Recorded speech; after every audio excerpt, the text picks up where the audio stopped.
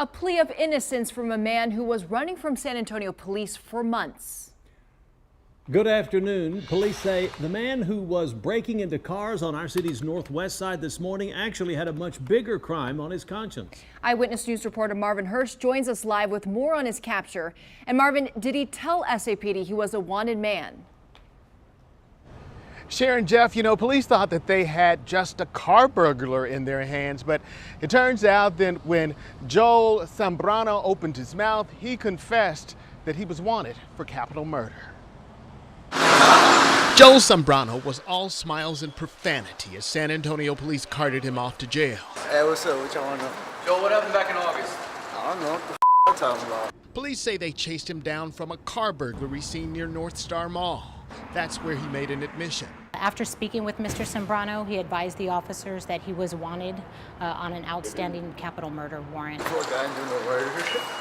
What was that? I ain't do no murder. SAPD says Zambrano and at least two others invaded a home at 2203 Bassey Road 2 days straight in late July.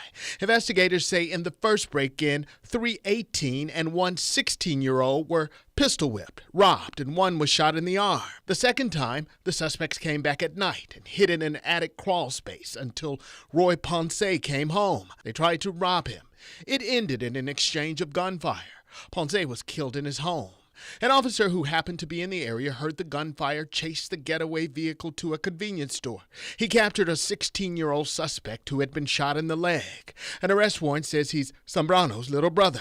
Another man, Paul Zambrano, was also arrested on a charge of capital murder.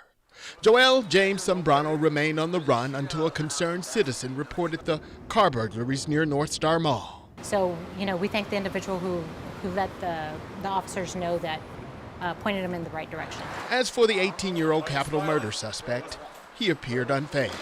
Are you happy? Yeah, I'm happy 'cause I ain't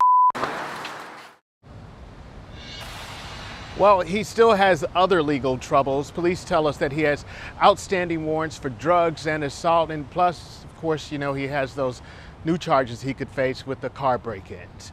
Live at Public Safety Headquarters, Marvin Hurst, KENS 5, Eyewitness News.